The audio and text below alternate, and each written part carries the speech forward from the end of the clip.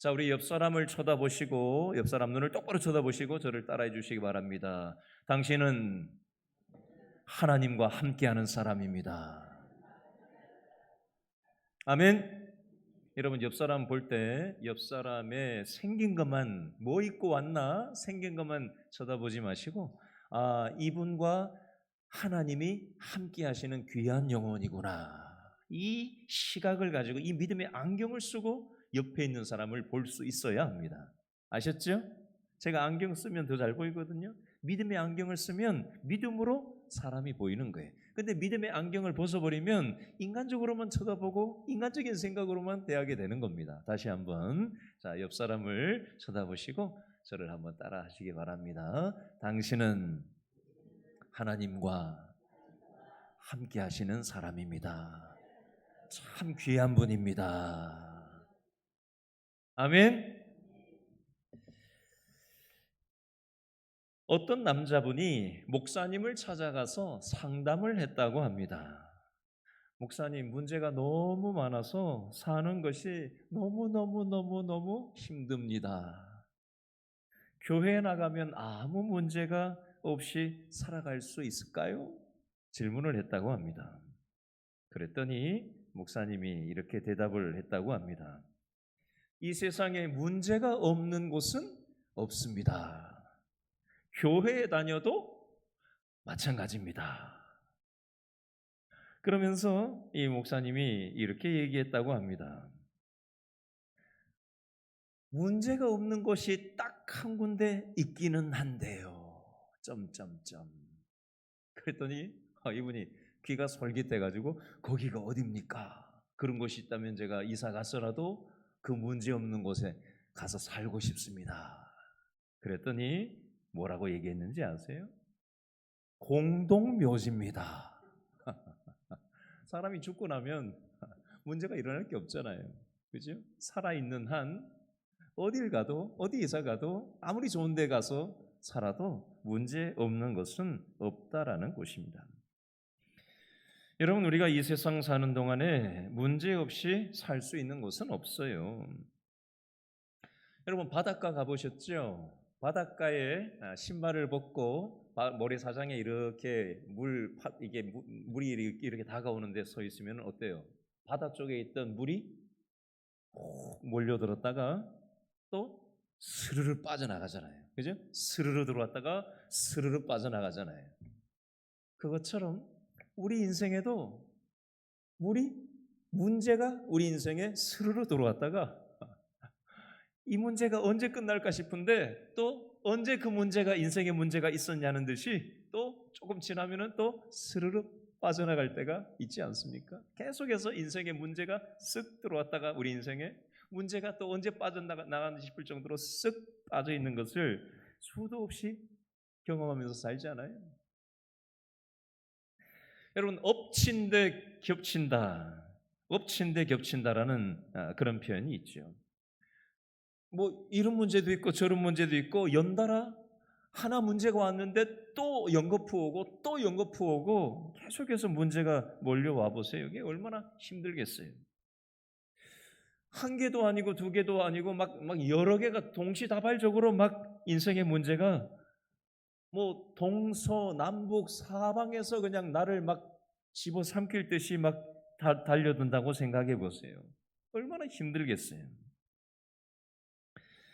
여러분 우리는 문제를 해결하기가 인생의 문제를 해결하기가 참 쉽지 않습니다. 그래서 우리는 헉헉대면서 살지 않아요?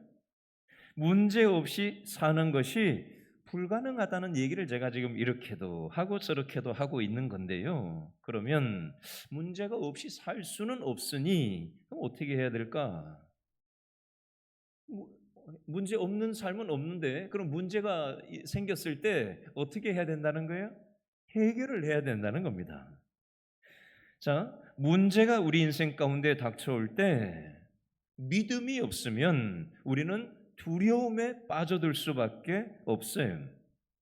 여러분 따라합니다. 문제보다 더 무서운 게 두려움입니다. 영국의 시인 윌리엄 워즈워스라고 하는 시인이 있는데요. 이 사람이 두려움에 대해서 이렇게 표현을 했어요. 두려움은 수백 개의 눈을 가지고 있어 당신의 마음을 괴롭힌다. 눈이 수백 개가 쳐다본다고 생각해 보세요. 얼마나 무시무시해요. 두려움은 수백 개의 눈을 가지고 있어서 당신의 마음을 괴롭힌다. 이게 두려움이라는 거예요. 여러분, 우리가 다른 사람을 이렇게 복을 빌어줄 때 꽃길만 걸으라고 복을 빌어주는 얘기를 하고는 하는데요. 여러분, 상식적으로 있을 수 없는 일입니다. 어떻게 이 세상에서 꽃길만 걸을 수가 있겠습니까? 문제없는 인생은 존재할래야 존재할 수가 없어요.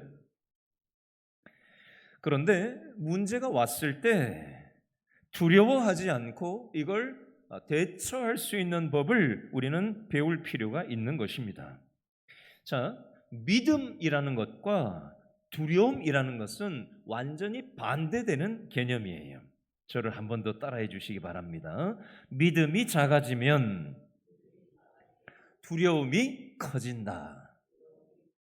반대말 따라해 볼게요. 믿음이 커지면 두려움이 작아진다. 굉장히 단순한 말인데요. 굉장히 중요한 말입니다. 믿음이 사그라들면 두려움이 반대로 커지고 믿음이 커지면 두려움이 작아진다는 얘기예요. 자, 이 원리를 큰 그림을 가지고 오늘 본문으로 좀 들어가 보겠습니다. 자, 아까 읽었던 열왕기하 6장 8절부터 17절 말씀을 오늘 살펴볼 건데요. 자, 6장 8절 말씀에 보니까 어느 나라가 나오죠? 아람이라고 하는 나라가 나옵니다. 이 아람이라고 하는 나라는 요즘으로 치면 시리아라는 나라예요. 시리아, 중동의 시리아라고 들어봤죠? 그게 도대체 어디에 있는 나라인가 싶죠? 설명을 해드릴게요.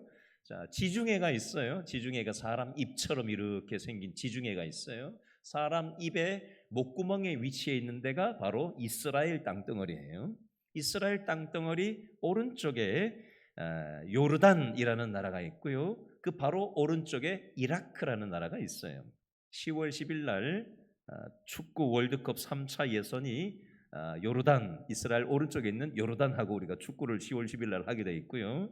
그다음에 5일 뒤에 10월 15일 날 그 바로 오른쪽에 있는 이라크라는 나라하고 월드컵 3차 예선을 또 할 나라예요. 근데 이스라엘 바로 오른쪽에 있는 요르단이라는 나라 바로 위에 있는 나라가 시리아라는 나라인데 이게 오늘 성경에 나오는 아람이라고 성경 시대에는 아람이라고 시리아를 불렀다. 뭐 그 정도로 그냥 이해를 하시면 되겠어요. 위치가 한 어디쯤 되겠구나 감 잡으라고 설명드린 거예요. 요즘도 이 시리아는 인구가 한 2,500만 명 되고 이스라엘은 요즘 인구가 한 900만 명 정도 되는데 오늘 열왕기 하의 배경이 되는 시대 배경에서도 이스라엘 나라보다 이 시리아, 요즘 시리아 그 당시에 아람 나라는 굉장히 국력이 셌어요. 그래서 시도 때도 없이 이 북쪽 이스라엘 지역을 전쟁을 걸어오곤 했었습니다. 오늘 열왕기하 6장 8절 9절 말씀에 보니까 아람 시리아의 왕 아람 왕이 자기 참모들하고 작전 회의를 하는 거예요. 저 북쪽 이스라엘을 어떻게 전쟁을 해가지고 우리가 먹을 수 있을까?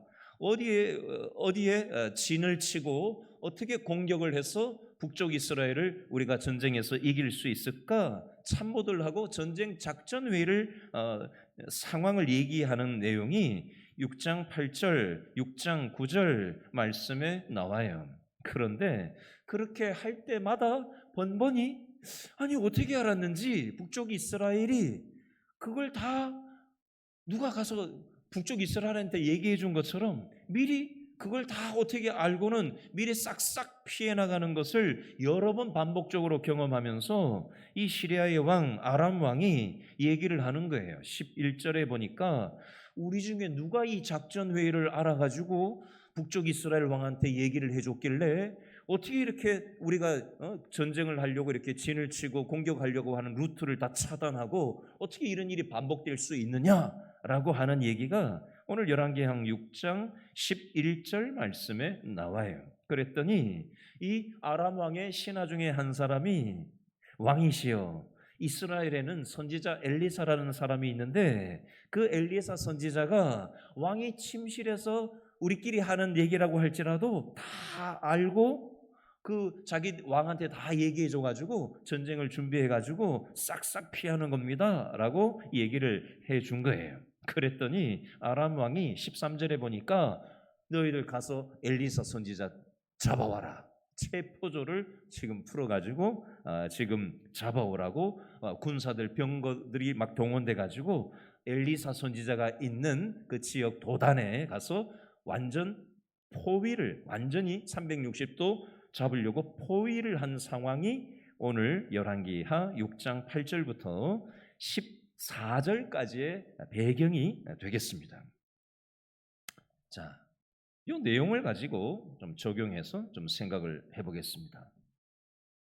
자, 이 상황에서 엘리사 선지자의 사환이 어떻게 반응하는지 자, 열왕기하 6장 14절과 15절을 묶어서 읽어보겠습니다. 열왕기하 6장 14절, 15절 다 같이 시작. 왕이 이에 말과 병거와 많은 군사를 보내매 그들이 밤에 가서 그 성읍을 어떻게 했어요? 애워 쌌더라. 하나님의 사람의 사환이 일찍이 일어나서 나가 보니 군사와 말과 병거와 성읍을 애워쌌는지라. 그의 사환이 엘리사에게 말하되 내 주여 우리가 어찌하리까. 엘리사 선지자시여 지금 아람 군대가 우리를 다 포위를 해서 우리가 이제 붙들려 가게 생겼습니다. 우리가 이제 죽게 생겼습니다. 망했습니다. 끝났습니다. 그리고는 두려움에 휩싸여서 지금 이 말을 하고 있는 이런 장면이 되겠습니다. 여러분, 이 사환만 문제에 포위되어 살아가는 게 아니에요. 저와 여러분도 오늘 가정생활이라는 걸 하지 않았어요? 그렇죠? 오늘 직장에 출근을 하다 오신 분도 계실 겁니다. 그렇죠? 지금 자식 문제가 나를 완전히 내 생각과 내 마음을 완전히 사로잡아서 완전히 그 자식의 문제에 완전히 포위가 된 자식 문제가 나를 완전히 포위를 해서 포박을 한 그런 심적인 상태로 오신 분도 이 시간에 있을지 모르겠어요. 오늘 직장에 출근을 하고 일을 했는데 거기에서 생각이 무너지고 마음이 무너져서 그 직장에 어떤 문제가 내 생각과 마음을 완전히 포박을 해서 야, 나 이거 살 수 있을까? 나 이렇게 살 수 있을까 하는 그런 어떤 마음이 무너지는 그런 어떤 심적인 상태로 오늘 이 자리에 앉아 있는 분이 계신지도 모르겠습니다. 여러분, 사환만 무언가 포위가 돼가지고 이렇게 문제에 허덕이는 게 아니에요. 우리도 각자 이 땅을 살다 보면 가지가지 인생의 문제 때문에 문제투성이인 현실 때문에 우리는 그 차가운 현실 앞에서 두려워하고 그 문제 때문에 전전긍긍하고 어찌해야 될 바를 알지 못하는 그런 심적인 상태가 수도 없이 있지 않아요? 자, 열왕기하 6장 14절을 방금 읽었는데요. 자, 그리고 열왕기하 6장 15절을 방금 읽었어요. 엘리사의 사환은 문제만 인간적인 눈으로만 바라보고 두려워서 마음이 완전히 무너진 상태입니다. 문제에 포위되어서 사로잡혀서 살아가는 그런 사환의 모습이요, 우리들의 모습도 이럴 때가 있지 않느냐라는 겁니다. 두 번째, 출애굽기 14장 말씀에 보면 이스라엘 백성들이 나와요. 이스라엘 백성들은 430년 동안 애굽, 이집트의 종살이로 노예살이로 살았어요. 그런데 모세의 지도자에 의해서 출애굽하고 광야를 통과해서 홍해 앞에 딱 섰어요. 근데 홍해 앞에 딱 서 있는데 홍해가 있으니까 건너가지 못하고 거기에 딱 멈춰 서 있는데 그때 애굽의 이집트의 바로 왕이 마음이 뒤집어져 가지고 군대를 보내서 이 이스라엘 백성들을 잡아오라고 명령을 내리게 됩니다. 추격하던 이 이집트의 군대와 홍해 사이에 이스라엘 백성들이 중간에 딱 끼인 상태가 된 거예요. 이때 이스라엘 백성들이 뭐라고 얘기를 했냐면 이제 우리 다 죽었다. 뒤에는 군대가 쫓아오죠. 앞에는 홍해가 바다가 막혀 있죠. 이집트에 우리 매장지가 없어서 모세 당신이 우리를 여기로 이끌어냈냐라고 불평하면서 이제 우리 다 끝났다. 다 죽었다. 군대가 오는데 앞에는 바다인데 우리는 이제 끝났다라고 하면서 그 문제 앞에서 완전히 절망하고 있는 이스라엘 백성들의 모습이 혹시 저와 여러분의 모습은 아닙니까?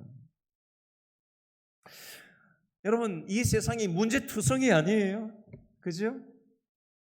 수도 없는 문제가 우리를 집어삼키려고, 그죠? 넘실넘실 되지 않습니까? 우리의 생각을 집어삼키려고 하고, 우리의 마음을 집어삼키려고 하고, 자식 때문에, 부부 문제 때문에, 재정적인 문제 때문에, 인간관계 문제 때문에 수도 없는 문제가 바꿔치기 하면서 우리를 집어삼킬 듯이 넘보는 것이 이 땅의 현실이에요. 근데 눈에 보이는 것만 바라보면은 그 문제가 올 때마다 우리는 끝났다, 망했다, 끝장이다 낙심하고 문제에 휘둘릴 수밖에 없습니다. 여러분, 우리 믿는 사람들은 문제만 보는 사람들이 아니에요. 문제 이면에 있는 하나님을 믿음의 눈으로 바라볼 수 있어야 합니다. 문제가 똑같이 있었지만 엘리사의 이 사환도 문제를 만났고요. 엘리사도 함께 있었어요. 엘리사 선지자는 어떻게 문제 앞에서 어떻게 반응을 하는가 한번 보겠습니다. 열왕기하 6장 16절 말씀을 다 같이 읽어보겠습니다. 열왕기하 6장 16절 17절까지 묶어서 읽겠습니다. 16, 17절 시작. 대답하되 두려워하지 말라. 우리와 함께한 자가 그들과 함께한 자보다 많으니라 하고 기도하여 이르되 여호와여 원하건대 그의 눈을 열어서 보게 하옵소서 하니 여호와께서 그 청년의 눈을 어떻게 하시죠? 여심해 그가 보니 불말과 불병거가 산에 가득하여 엘리사를 둘렀더라. 아멘. 똑같이 엘리사도 포위되어 있고 사환도 포위되어 있어요. 상황은 똑같아요. 문제는 똑같아요. 엘리사라고 다른 상황인 게 아니에요. 근데 사환은 문제만 보고 두려워 떨고 있고 끝났다 그러고 있고요. 엘리사 선지자는 그 두려워하는 자기의 사환을 향해서 뭐라고 얘기를 하는 거예요? 16절에 두려워하지 마라. 왜? 우리와 함께한 자가 그들과 함께한 군대보다 많다. 그리고는 17절에 기도하여 이르되 엘리사가 기도를 해요. 여호와여 원하건대 사환의 눈을 열어 믿음의 눈을 열어서 보게 해 주십시오. 그가 믿음의 눈을 열고 보니 불말과 불병거가 산에 가득하여 엘리사를 두르고 보호하고 있는 것이 믿음으로 들여다 보이게 됐다라고 표현하고 있습니다. 제가 오늘 새벽에 설교했던 내용이에요. 새벽에 했던 내용을 한 번 더 반복하겠습니다. 제가 길신교에 와서 기도학교라고 하는 4주 과정의 기도 훈련을 전 교인을 대상으로 본당에서 했던 적이 있어요. 기억하실 거예요, 초반에. 그때 제가 말씀드렸던 그 예화이에요. 예화입니다. 두 가지를 지금 말씀드릴 건데 하나는 그때 했던 그 예화를 다시 한번 소개할 것이고 오늘 새벽에도 말씀드렸지만 또 하나는 어제 전화통화하면서 우리 교인하고 제가 전화통화하고 기도하면서 느꼈던 마음을 두 번째로 얘기할 거예요. 자, 첫 번째입니다. 중국에서 병원 선교를 하는 의료 선교사님이 예전에 오래전에 가서 선교하시는 분이 계셨습니다. 여러분 땅 파가지고 선교하는 거 아니잖아요. 그렇죠? 돈이 있어야 선교를 할 수 있잖아요. 그래서 선교 후원금을 모금을 한다고 멀리 가가지고 그 선교 후원금을 모금을 해서 이제 또 다른 한 사람과 함께 이 의료 선교사님과 또 다른 현지인 한 사람이 두 사람이 함께 병원 사역을 하는 선교 사역을 하는 그곳으로 이제 이동을 하는 거예요. 요즘이야 교통이 발달이 돼서 우리나라도 그 제일 남쪽 부산 같은 데서 서울 오는데 이제 SRT나 KTX 타면은 한 2시간 조금 더 걸리면은 이제 오는 시절이 됐잖아요. 그리고 중국 같은 데도 대륙 횡단 급행 열차들이 요즘 많아 가지고 아주 빠르게 이제 이동하는 시절이 중국도 됐어요. 우리보단 더 걸리겠지만 땅이 커서. 근데 이게 벌써 아주 오래전 얘기란 말이에요. 차도 제대로 없고 교통도 제대로 없고 숙소도 없던 그런 어떤 옛날 시절에 있었던 선교사님이 겪었던 일이에요. 그러다 보니까 걸어서 이제 먼 길을 이동을 하다가 숙소도 마땅치 않아 가지고 야영을 이제 하게 됐다고 합니다. 안내자하고 이 선교사님이 함께 두 사람이 누워 가지고 잠을 잤대요. 잠자기 전에 산적들이 출몰하는 곳이라서 하나님의 일을 하기 위한 이 물질을 모금을 해가지고 병원 선교를 해야 되는데 이 산적들한테 이거 뺏기면 안 되니까 하나님 이거 보호될 수 있도록 하나님께서 지켜주세요, 도와주세요. 그렇게 기도하고 두 사람이 잠이 들었다고 합니다. 아침에 일어나 보니까 아무런 일도 일어나지 않았대요. 그래서 감사 기도를 하고 선교지인 병원에 가서 이제 또 의료 선교를 하고 있었대요. 그러던 어느 날 어떤 사람이 많이 다쳐가지고 들어왔는데 그 사람이 자기 얼굴을 이렇게 보더니 질문을 하더래요. 혹시 맨날 며칠 날 어디에서 야영을 하지 않았습니까? 아니 그걸 어떻게 아세요?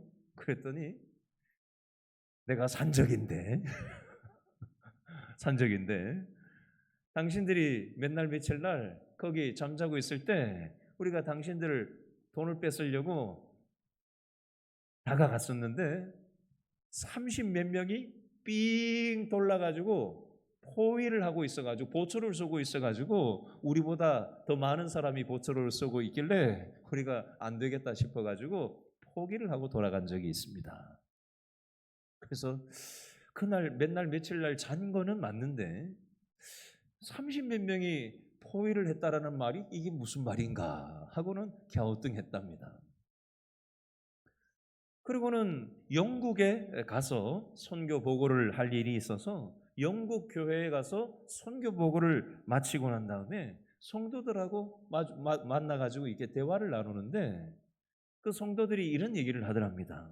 선교사님, 오늘 간증하신 그 내용을 가만히 들어보니까 그 내용이 바로 저희들 얘기 같습니다. 무슨 얘기세요?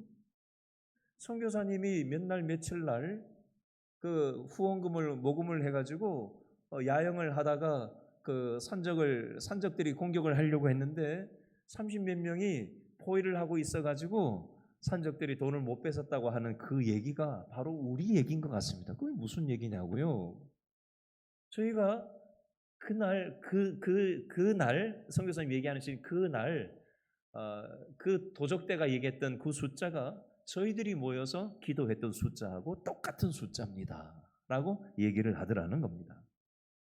하나님께서는 하나님의 믿음의 사람들이 기도할 때 영국에서 기도했는데 중국에서 그 동시간에 하나님께서는 그 산적들이 실제 없는데도 기도의 힘을 통해서 마치 실제 누군가가 보초를 서는 것 같은 그런 것을 직접 보게 하는 걸 통해서 하나님의 사람들을 보호해 주시고 그렇게 하는 일을 이 선교사님이 그분들의 얘기를 통해서 깜짝 놀라는 그런 경험을 했다라는 내용입니다.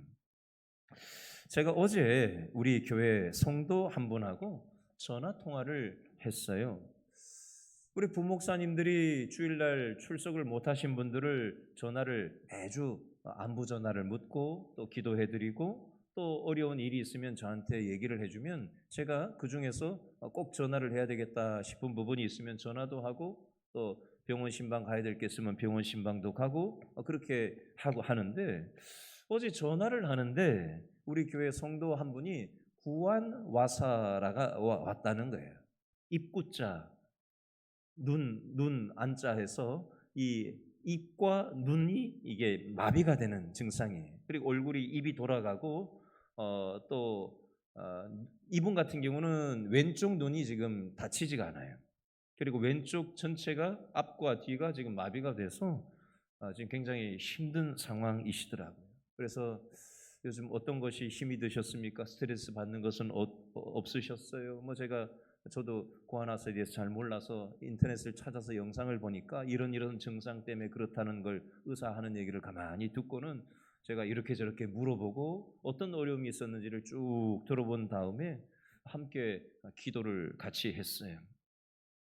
처음에 전화했을 때는 이게 입술도 이렇게 돌아가 있기 때문에 이게 말도 불분명하단 말이에요.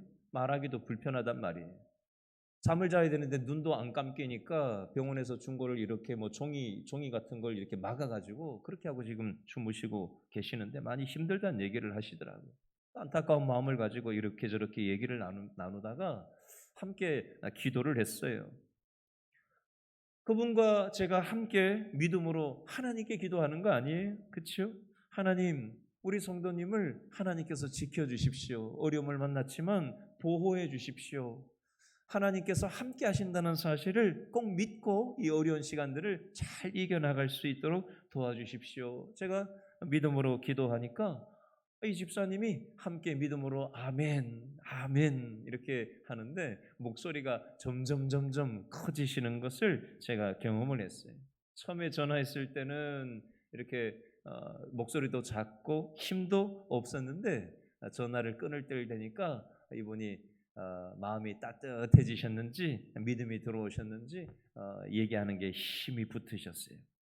전화를 끊으면서 참 보람된 전화를 내가 했구나라는 생각을 하게 됐고, 또 이 말씀을 제가 오늘 새벽에 준비하다가 오늘 금요 영성 집회 때도 한 번 더 나눠야 되겠다, 살을 붙여서 한 번 더 나눠야 되겠다 하고는 지금 살을 붙여서 지금 말씀을 한 번 더 이렇게 전하는 거예요. 여러분, 우리 성도님도 지금 건강에 문제를 만난 거예요. 그렇죠? 저와 여러분도 이런저런 문제가 있으시잖아요. 근데 그 문제를 인간적인 눈으로만 바라보면 두려움에 사로잡혀서 포위가 되게 됩니다. 생각도 포위되고 마음도 포위되고 주저앉는 마음이 생겨요. 그러나 우리가 믿음의 눈을 들어서 하나님께서 나와 함께 하신다는 사실을 믿음으로 붙잡기 시작할 때 나를 두렵게 만드는 문제보다 더 큰 하나님이 나와 함께하고 있구나라는 사실이 우리를 믿음의 마음을 갖게끔 만든다라는 사실입니다.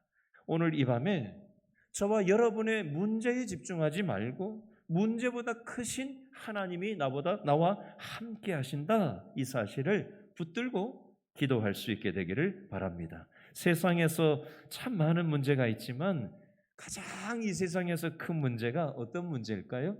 죽음의 문제예요. 하나님은 죽음의 사망 권세를 이기시고 살아나신 분이십니다. 우리의 죽음의 문제를 해결해 주셨습니다. 저는 목사이기 때문에 임종을 많이 볼 때가 있어요. 장례식을 인도를 할 일이 참으로 많이 있습니다. 천국에 가신 성도들이 한 번씩 생각날 때도 있어요. 어떤 목사님이 병원 신방을 갔다가 말씀을 전하고 기도하고 차를 타고 집에 돌아오는데 전화벨이 울렸다고 합니다. 전화기에서 이런 신방 방금 갔던 분한테서 전화가 와서 이렇게 얘기를 해요. 목사님, 인사를 제대로 못했네요. 그동안 정말 감사했습니다. 나중에 뵙겠습니다. 라고 인사를 일부러 전화가 와서 하더라는 거예요. 이 목사님이 직감을 했죠. 이게 마지막 이분하고 통화가 될 수 있겠구나. 그로부터 며칠 뒤에 그 전화했던 분은 평안히 천국으로 이사를 가셨다고 합니다. 여러분, 우리는 죽음이라는 문제에 포위되어서 살아가는 존재가 아니라 하나님께 포위되어서 살아가는 존재라는 사실을 여러분 꼭 기억하실 수 있기를 바랍니다. 이 시간 말씀 붙잡고 다 같이 기도했으면